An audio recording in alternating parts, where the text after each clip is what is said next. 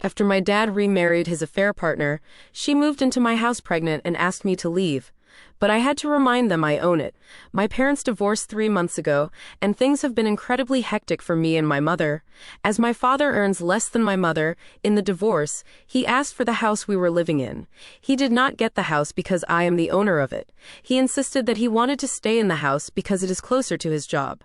While my mother can shift, as my mother's office was a 3-hour drive from our home but a 30-minute drive from my grandparents' house. As this was an amicable settlement, there weren't any papers signed, but my mother told me that I'll have to live with my dad. I hated every bit of it, but my mother, like always, told me that just because they are going through a divorce does not mean I am supposed to help my dad out, so I should simply adjust. I could have told her that I do not wish to be stuck adjusting like she was, but I held my tongue. Fast forward to now, my dad married his affair partner 2 months into the divorce, and not only that, he brought her home with him. It pissed me off seeing her in the house that I grew up in, trying to take the role of my mother, but I still did not cause a scene. Because of everything, I was doing my best to ignore her entire existence and mind my own business. I did not get in her way and made sure that she did not get in mine. I barely spoke with my dad, and every day after I came home from college I would go back to my room. Now when my father told my mother that he is divorcing her, my mother kicked him out of the house, the one good thing she did, and he lived with the AP until the court hearing was done. During this time my mother shifted me into the master bedroom because she did not want his side chick sleeping in the same bed as she did. I understood her logic, and I moved into the master bedroom. We burnt the mattress together because my mom knew that the AP had dropped by our house, and she did not want me sleeping on that bed like she had to. We also threw out the couch I caught some making out on when I was 16, so relevant to the story, I have the master bedroom. The AP not only stole my dad but also dared to sit me down on a weekend while my dad was there and tell me that she needs me to move out of the master bedroom because she is about to be 4 months pregnant and staying in the master bedroom would be incredibly comfortable for her. I looked at her audacity and I told her no. I told her that the room she sleeps in, the guest bedroom, has an attached bathroom. She would not require the master bedroom for that, and I left the conversation because I thought I was being logical. And it made sense, but not to her.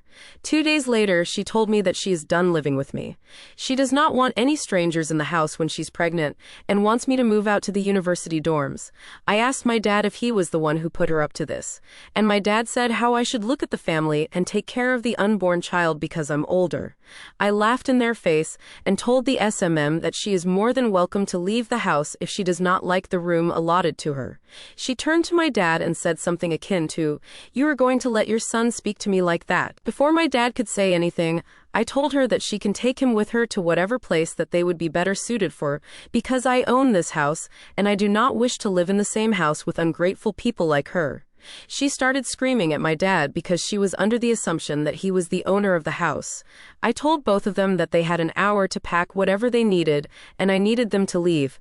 I was done seeing my dad and her pretending to be a happy family in the house, which they kicked my mom out of. They left eventually after screaming at me a bunch, and then I received calls from my mom. She said I'm an extremely selfish person just like my father, and I've been wondering if I was truly selfish for kicking them out. I will try to give the backstory here, because a lot of you had been asking about that. I am 22, male, and I have known about my dad's infidelity since I was 16 and walked in on him kissing a woman in our living room. He is a teacher at the local middle school, and my mother is an architect. Both of them led extremely busy lives, but I never thought that my father would stoop so low as to cheat on my mother like this. When I tried to tell my mother about it, the way she reacted made it pretty obvious that she was in denial. It was not even the subtext that my dad had been cheating on my mom for a while, and my mom knew about it but refused to accept the truth. I tried to tell her about this whole situation repeatedly, but she refused to listen. She simply could not fathom the idea that her high school sweetheart was over her. I told her to confront him, and every time I did, I was the one she took her rage out on, calling me disrespectful towards my father. It was strange seeing the farce of a relationship they had, and how tightly my mom clutched onto that facade of a happy relationship. It was sad. When I confronted my father asked me what I was planning on doing about it. It was not like I have any options, and if I bothered him too much about it, it would not be an issue for him to kick me out. He reminded me that I am almost 18, and it will not be unheard of if he were to kick me out. So yeah, the situation was pretty bad. When I told my mother about this finely veiled threat, she told me that she can make sure that he can no longer threaten me like this, but I have to promise to listen to everything she said, which included I had to pretend to be oblivious to my dad's cheating. When I told her that I do not want to play these games of charade, my mom insisted that we must care about the image of the family and we mustn't air out the dirty laundry. It was funny hearing her say that because my dad has done everything to make it obvious he did not care. I had no idea why she cared, but I wanted to respect her wishes, so I agreed. My mom was the owner of the house, so it was pretty easy changing the ownership. That's pretty much how I ended up with a house in my name. The reason why I couldn't move out of my house was that I am a self-funded student. My home is near my university and I am working my way through college to graduate without a huge student debt. It would have been extremely hard on me if I were to move out. That's why my dad could threaten me, but as far as everything else is going, my mom is still upset with me because of the fiasco. My dad has been calling me names because how dare I kick him and is expecting a fair partner on the street. But I have got a feeling he's mad at me for making sure his of a wife knew what a lying bastard he is because he didn't bother telling her that the house was mine even though he knew. My grandparents, mom's parents, learned about what I did and told me that they want to have a chat with me. I don't know if I want to go there as my mom is living with them right now. Honestly, I have no idea why my mother decided to move out the way she did. But it is what it is.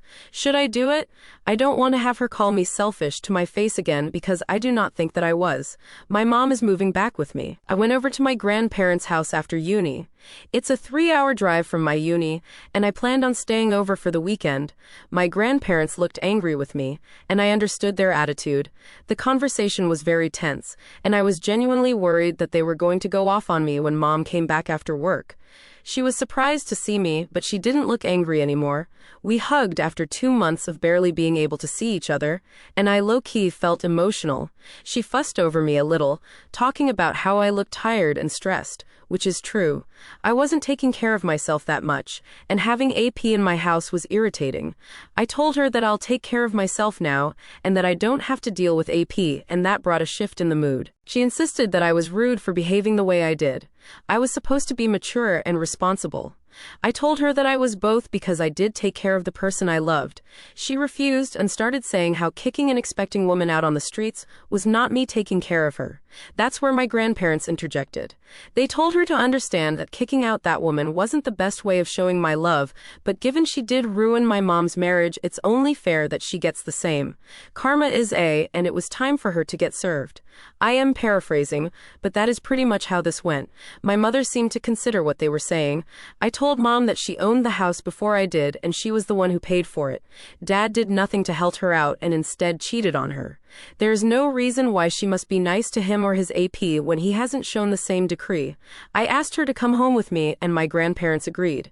They told her to go home with me. My mom said she'll think about it, and last night she told me that she will. So we will be driving home tomorrow, and as far as Dad is concerned, last I heard that he is moving in with AP into her parents' basement. So that's pretty much it. You are NTAOP. The only a hole in this story is your dad. He cheated on your mom and then moved into the same house with his affair partner. He's so entitled. Mom is too harsh on you, OP.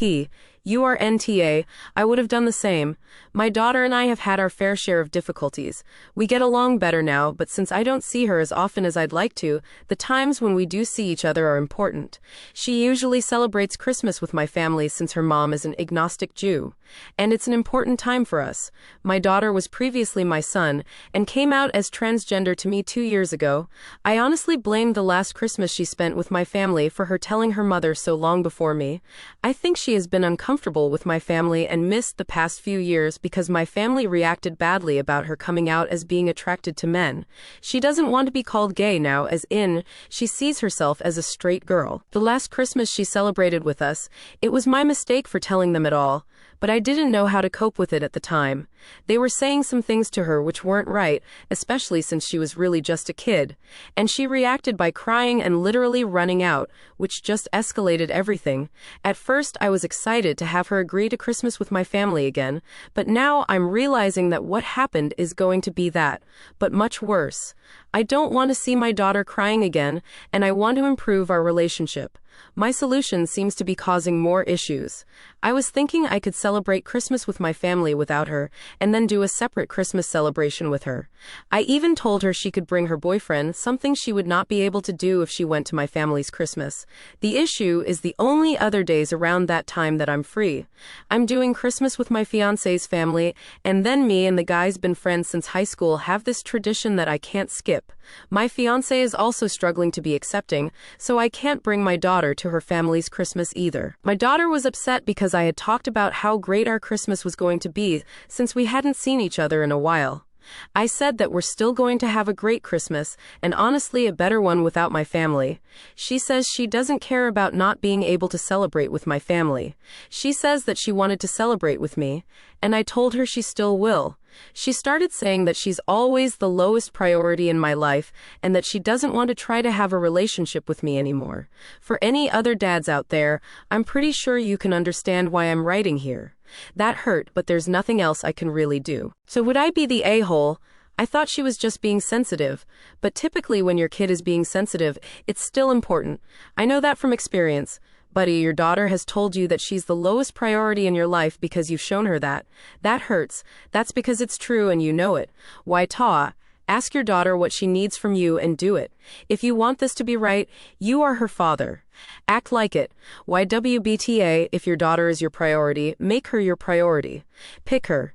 Ask her how she wants to celebrate, whether it's just the two of you or whatever family she wants to celebrate with. She should never be made to feel uncomfortable because she's trans. She should come first. She's more important than your high school buddies, your fiancé who is struggling to be accepting, or your family who made her cry by telling her that.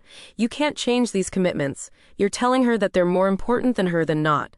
I, 30, female, have been friends with my friend Mary, 27, female, for roughly 5 years. We're completely different people who met at work and somehow became pretty close friends. 3 years into our friendship, Mary started becoming sick. No one really knew what was going on, but it all escalated into her passing out at work and needing an ambulance to get to a hospital. I could sense she was scared because she didn't know what was wrong with her. I took it extremely seriously and stood by her side through it all. Whenever she texted or called me because of her medical emergency, aka her being scared to collapse or faint randomly, I'd immediately answer and go see her. I spent many days by her side and often spent all day accompanying her until her husband or a direct family member took over. This all went on for roughly a year until she was finally diagnosed with severe anxiety and panic disorder. She did get it treated through therapy and returned to a new normal, being able to do things alone again. In the meantime, my life had changed drastically. I found a new job, met my now husband, and we moved into our own place. Naturally, we hadn't seen and spoken much during that time because I was so busy. Anyway, I found out that Mary's condition had gotten worse recently when she called me in the middle of the night asking me to accompany her until her husband would be back from work. I did go to see her, and upon asking her why therapy was no longer helping, she claimed she quit therapy because she wanted to get through it on her own. I asked her if her family knew, but she said she didn't want to worry them, so they don't know. Her husband knows.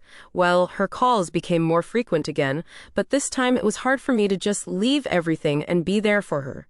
At first, I was there for her again, but with time, I just didn't have the energy to do so anymore.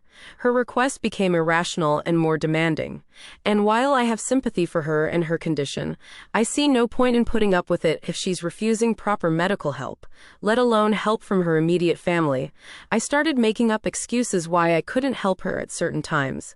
It all boiled down to last Thursday when I got a message from her at 4 a.m. asking me to take her to her parents' place because she was having a medical emergency. I saw the message, but I ignored it because I just couldn't take it anymore.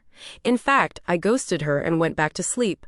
The next day, I pretended to have slept through her text and found out she had managed to stay at home until her husband got there. But she didn't fail to make me feel bad for ignoring her messages. She's given me the cold shoulder since. I know she's bad I didn't answer or help her when she needed me. I do feel guilty, but I thought if it really was an emergency, she could call an ambulance. So Reddit, AITA for ignoring my friend during another one of her medical emergencies, NTA at all. So many people feel so entitled to make their medical problems other people's responsibilities, whether it may be mental or physical. I also do sympathize with Mary, and I understand how much you have tried to help.